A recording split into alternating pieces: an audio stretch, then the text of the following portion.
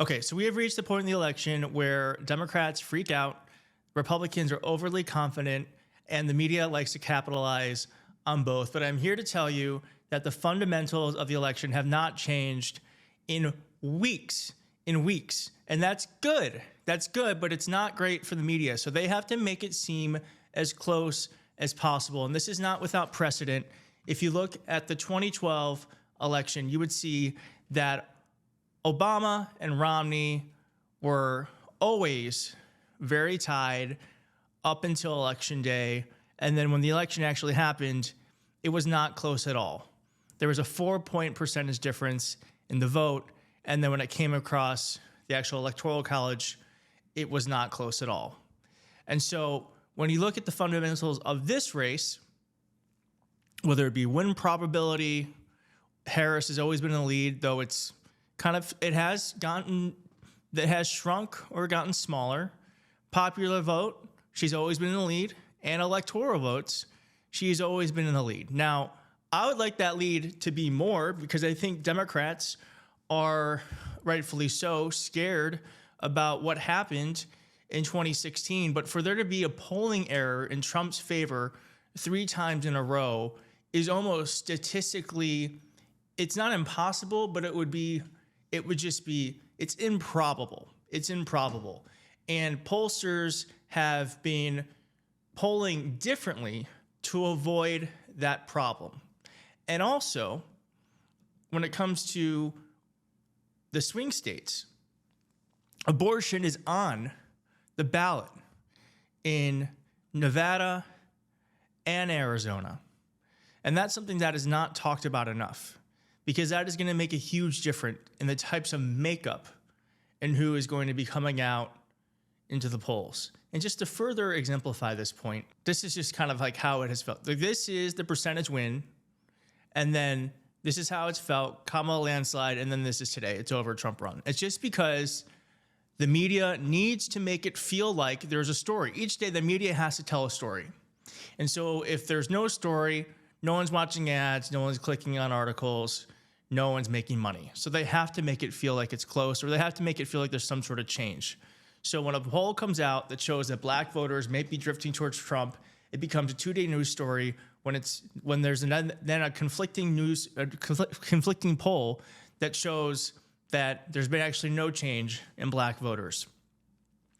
Also, I want to show this thread because if you are anxious, I think getting out and doing work is actually one of the best things you can do to see where people actually are. And also, it's a great way to alleviate anxiety because you're not just sitting around waiting for something to happen. You're actually doing something. So I love this story. I'm just going to read this to you, and then I'm going to end it with, again, enthusiasm. If you watch this channel, you know that I feel like enthusiasm is a leading indicator. It's not something that will be reflective in polls.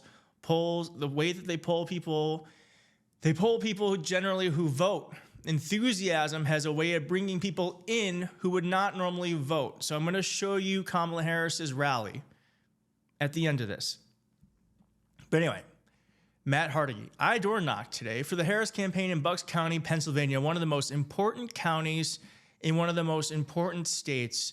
I've done a lot of door knocking in a lot of elections, including this cycle, but what I saw definitely changed my view of this race. Of course, this is just a single day covering about 90 to 100 doors, but it was also a persuasion run. So normally there's 2 different runs. It's like a get out the vote one where you're just targeting Democrats, and sometimes there's runs where you're actually trying to like convince people to vote. This is one of those. We were hitting Democrats, but also had a list that included independents and even a few Republicans who were considered possibly persuadable. Only had 1 pro-Trump door the whole day. This wasn't what I expected. This is a 50-50 county, and the part we were in skewed Republican. My cousins, Joe and Deb, who are wonderful, help organize the area, know their community well. It's a good community of hardworking, nice folk, but it's not an easy one for Democrats. When I got there, I saw a lot of Trump signs.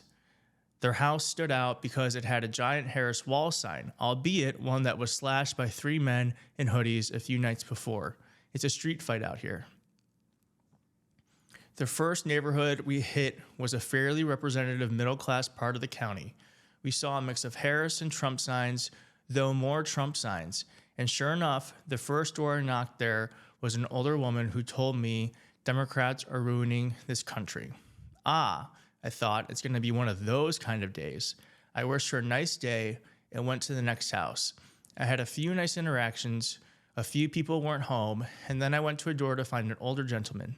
He passed away and his wife was a lifelong Republican. She wasn't on my list, but she was all in on Harris. She couldn't imagine anyone voting for Trump. This was the first time I heard this from a Republican, but it wouldn't be the last. The more doors I hit, the more Republicans or former Republicans I met who said the same thing. I met an older Jewish gun owner, a Republican who became independent in January 2020. I met parents who are registered Republicans, but whose daughters became engaged and persuaded them to vote Harris. They asked me to put up a yard sign for them. I was surprised that the Republicans and independents were actually the most excited about the election and felt strongly about voting for Harris. Democrats were mostly split into two groups, older women and younger families. Older women are extremely active and looking for a fight. At one door, I was looking for the daughter, and the mom asked me if I was there for Harris or Trump. I said Harris, and she said good. I keep getting mail from Trump, and I keep ripping it up. These are high propensity voters, and they're voting early. They also want signs partially because they don't want to be intimidated by their Trump-supporting neighbors. This is pretty much the opposite of the experience I had with young Dems and Dem families. Younger Dems, especially those with kids, are calling relatives and getting people to vote, but they're also more nervous. Very few wanted signs, and multiple people told me it was because they were afraid of their Trumper neighbors. All the signs made them nervous. The next neighborhood seemed slightly more upper middle class, and signs were about 50-50 when we got there, but more Harris tilted when we left. Overall, Dems are motivated. Not a single independent was voting for Trump, and instead voting for Harris. Moderate Republicans were all voting for Harris. Other than the first door, I didn't meet a single Trump voter. Dems are active and voting by mail and taking nothing by chance. There are a lot of Trump signs, and I think it'll still be close, but a lot of people are happy to tell me they're voting for Harris, even if they didn't want their neighbors to know. We're so lucky to have, so anyways. So let that little piece of guidance show that this is all happening. We don't know what we don't know, but independents and Republicans are not overwhelmingly for Trump, and Kamala is doing the work she needed to do to win them over, in my opinion. So I don't know how close this election is going to be, but I do believe that we are on track to win. So don't get afraid, get to work, because we have a shot at winning this thing. But we have to do the work to get there. And I'm going to end it with this. Here is a Kamala Harris rally, and tell me if this sounds like losing. I'll see you next time. Now the fun part. It is my honor to introduce the next President of the United States, Kamala Harris.